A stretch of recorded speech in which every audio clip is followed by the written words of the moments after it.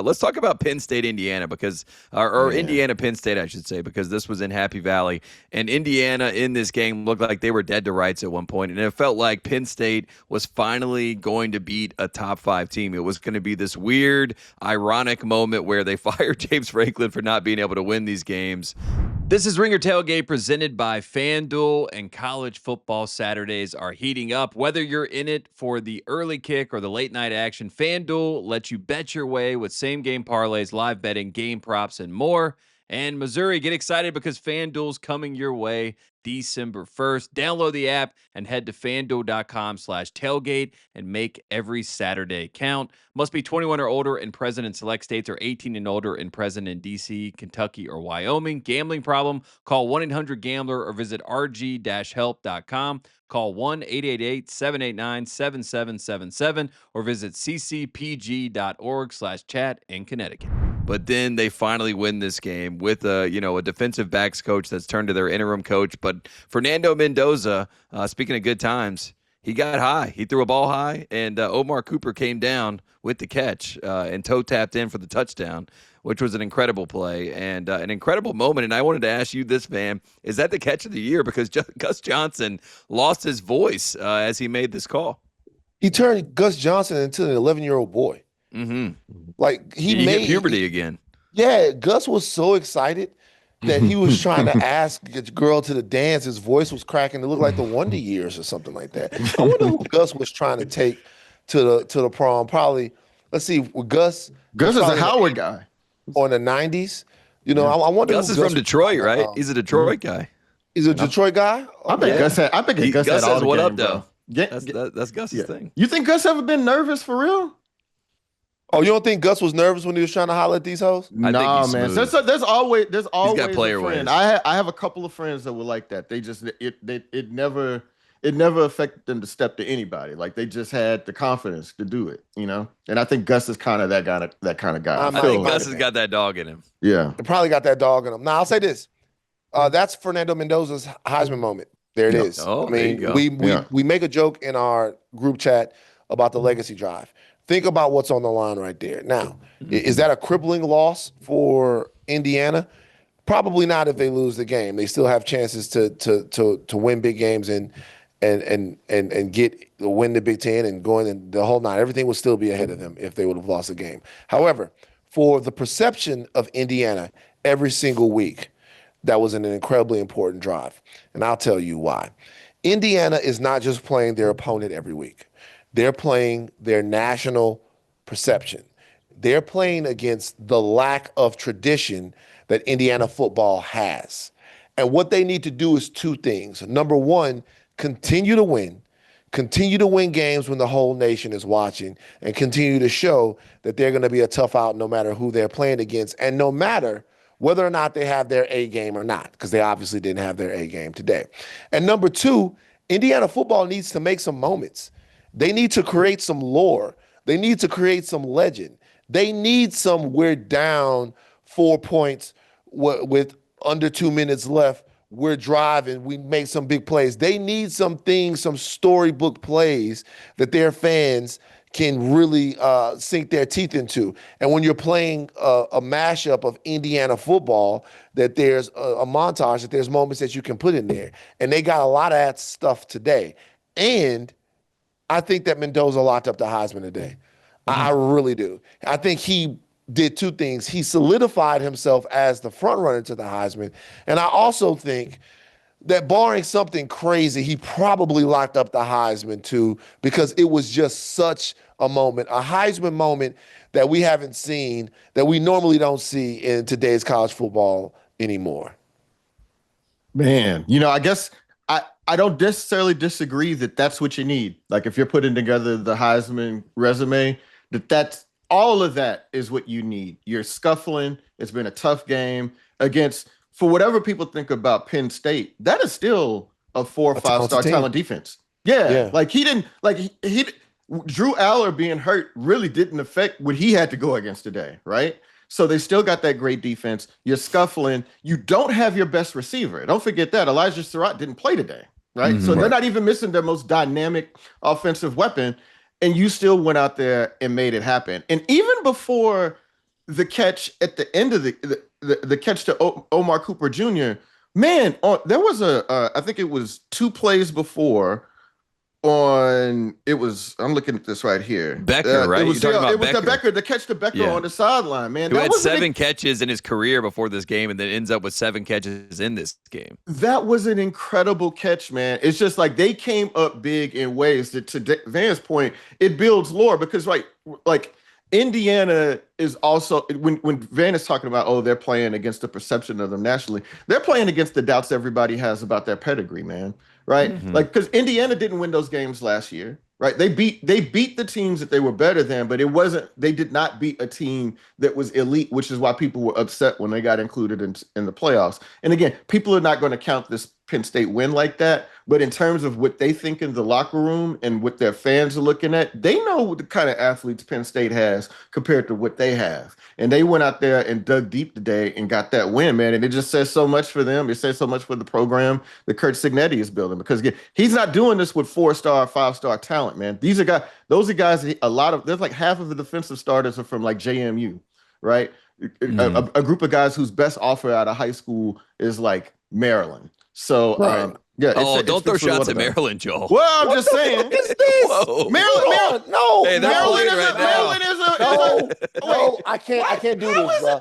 What do you do with this guy? Hey, y'all ever see The Godfather 3? Come on, y'all ever see The Godfather 3? I'm not going to allow you to finish the story. I'm going to, in The Godfather 3, there's a character named Vincent Mancini. He is the bastard son of Sonny Corleone. And he is mad at Joey Zaza. Joey Zaza is sitting across the table. He's talking to Michael Corleone, and he's talking about Vincent Mancini. And he goes, you know what? All bastards are liars. And Mancini is in the doorway. He bites his. He goes, what am I doing with this guy, huh?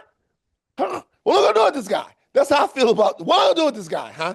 What am I doing with this guy? Joe, now it's Maryland. You have been stumping for Maryland football. Wait, again? You've been talking about the virtue of Maryland football. And now you diss Maryland football now that they're down. What am I doing with this guy, huh? I like what Mancini did. He did like this. And then what am I doing with this guy? What am I doing with this guy, huh? I like Maryland football. I root for them as an underdog. But we also know that Maryland is not recruiting with Ohio State. Right, like they're not getting the 5-star guys out of here. Those guys are not considered there. They're going down. Maryland's not sitting in the care package anymore. Uncle Michael, taking it back. That's all I'm saying. Uncle Michael, tell me something that you said. Tell him to go everywhere you go, everyone you talk to, you say fuck Michael Corleone. Tell him, say it to his face one time. Say it to his face one time. That's how I feel right now. You've turned me into the caliber athlete. Now we're defending Maryland. They did not beat USC for those dudes. Okay, they didn't beat Texas to get those guys on that Indiana defense. That's all I'm saying. And it says something about what Kurt Cignetti has done, that they had the wherewithal. Penn State still probably has more talent on its roster than Indiana does. I know it's hard for people to believe that, but Penn State probably does. Like if you look at the composite scores of the recruits and everything, they've got that. And Indiana went right out of man, and they held firm, and then they made these incredible athletic plays at the end of the game where they just out-athleted the DBs there, man, to make these plays. And so, yeah, man, hats off to Indiana. Y'all be trying to turn me into a hater, and I don't be doing that. Hey, I do want to say something about Penn State. Penn State is on the cusp of doing something that is uniquely soul-destroying in college football. Mm-hmm. You can have a down year. You can have a disappointing year. But there's something else, and that's having the absolutely joyless year. Mm-hmm. That is something that is deeply, deeply, deeply affecting to a fan base. Even right now, the LSU Tigers, the team that I root for, there have been moments. LSU beat Clemson when we thought that was a big deal, right? Mm-hmm. There have been moments. LSU has given the fans even just that moment. What Penn State was playing for today was to avoid going 0 for joy. Because when your team does not win the championship in college football, when your team has a disappointing college football season, then you start looking at what moments did we get? What joy did we get? Even UCLA right now, who had a disastrous start to the season, can look at games this year and go, look at how great we felt when the clocks went to zero. And if you are a Penn State Nittany Lion fan right now, I'm not talking about wins over our brothers, sisters of the poor. I'm talking about in games where there was something on the line. What did you give your fan base? And this was an amazing opportunity for the Penn State fans to like walk away from this game today feeling really good about an upset, feeling really good about the composition of their team, and they just could not make it happen. I felt gutted for them. I thought that they were going to pull it out. I do want to ask this. What's a worse loss for this Penn State fan base this year? The first question is Penn State football cursed, right? I think that's a one big question there. Are they actually cursed? And then the second thing is between the Oregon loss and the loss today, which one I think was more jarring and more painful? Because I think you could argue both sides of the coin. Yeah. You think Oregon? Okay. I think Oregon. Sure. Oregon, maybe the Northwestern one, because Northwestern really slammed the door shut on the year, right?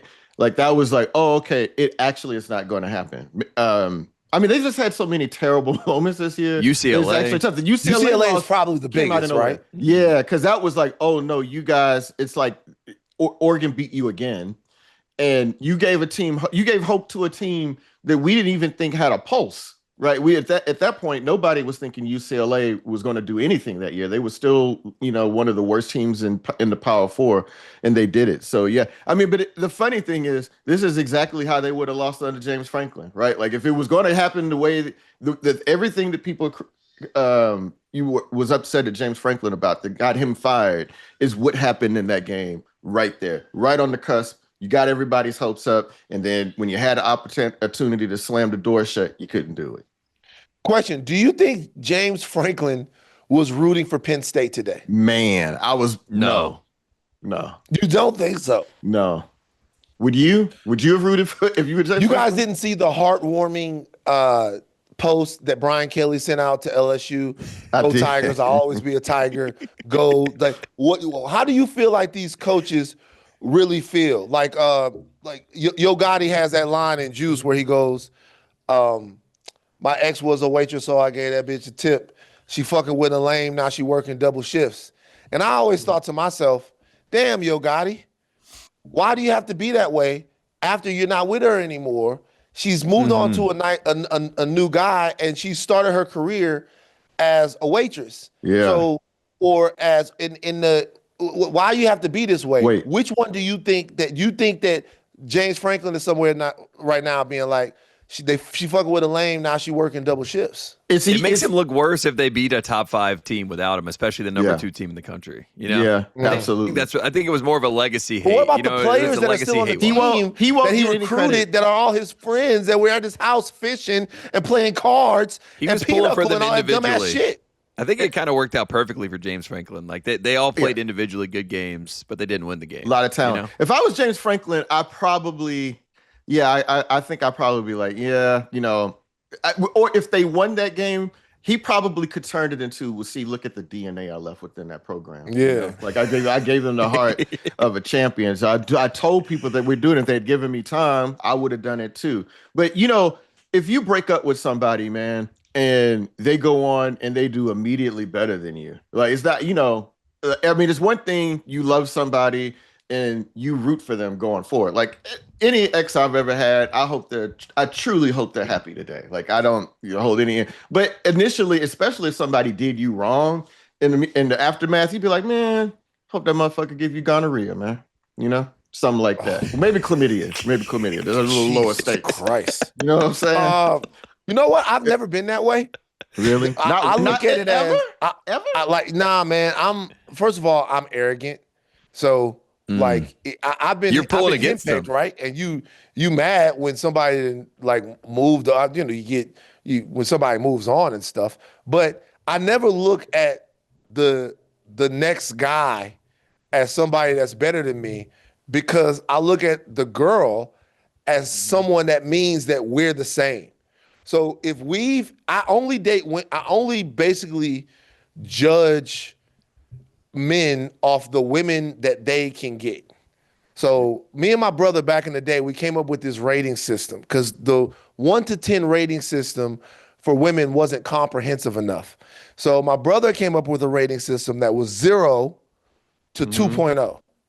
And we had different things that we base it on. I didn't really get into this. It was really his thing, him and his Ivy League chauvinist friends, whatever. But I bought into it because the science was solid. I think I've heard of this scale. I think this scale tracks. It translates. 0 to 2.0. 0.5, 1, 1.5, 2. They rate the women on all kinds of things. You only rate the men on one thing. What type of woman they can get. So if you can get a 1, you're a 1. If you can get a 1.5, you're a 1.5. If you can get a 2, which is like a Rihanna or a Salma Hayek, then you are a 2. That's you're what only you got rated on one thing. Okay. So if you have a girl and she is a 1.5, that makes you a 1.5. That makes him a 1.5. So he can't be any better than you. Damn. To all the kids out there. I mean, that is a great way to think about it if you can bring yourself to do that. But like, let's just say you broke up with your girl and she steps out with like, I don't know, who is Idris Elba, whoever, maybe, you know, Cory Booker. Does that be if your girl Did you starts just call Idris Elba Idris Elba? Hold on for a second. Wait. Idris Elba or is it Idris? Hold on. Okay, I don't want to talk about it. So you didn't tell me you break up with your girl and she goes and gets with Cory Booker. And you looking at Cory Booker? You looking at Cory Booker like he the fucking man? No, I mean, about the lamest nigga that's ever existed. He's an impressive motherfucker, though, man. Like, you cannot deny. He's a U.S. senator, man. What are you acting? Why are you acting like this is a dude who is like, you know, you're ignoring Idris Elba. We need more talk about Idris Elba. Idris Elba, Joe not being able to say names is one thing. It's actually very funny. My mom said that we should actually stop because she said that Joel is so smart. And that there might be some developmental things that are going on because when you're as smart as Joel, I swear to God. Stop it. My mom said when you're as bright as Joel. You tell me that offline. Don't say that. Bro, my mom fucks with all Joel's stuff. I got my mom on when Joel was at his previous place. Me and my mother would listen to all of the stuff. My mother thinks the world of Joel. She could not believe that he was doing this podcast. She thinks I love it. Oh, I love it. Thank you. I want all the moms. But don't love it too much, nigga. But she thinks that there's something going on. Cristobal, Idris. She thinks that there's something going on. There's a thing there. She thinks there's something. I think that he has such comprehension of names and phonetics, you know what I mean? That maybe like he's trying to overanalyze the names. Maybe that's it. I read more than I listen. And so I'm just, this is a lot of me doing it phonetically or whatever, okay? But I don't, I guess maybe, I'm sure I've heard, is it Idris? It's Idris. Idris. Okay. Idris. Man. People say Idris. People say Idris, but they never Idris. say what you said, which is interesting. My bad, man. Idris is incredible. Must be 21 or older and present in select states for Kansas in affiliation with Kansas Star Casino, or 18 and older and present in D.C., Kentucky, or Wyoming. Gambling problem? Call 1-800-GAMBLER or visit FanDuel.com/RG. Call 1-888-789-7777 or visit ccpg.org/chat in Connecticut or visit mdgamblinghelp.org in Maryland. Hope is here. Visit gamblinghelplinema.org or call 800-327-5050 for 24/7 support in Massachusetts, or call 1-877-8-HOPE-NY or text HOPE-NY in New York.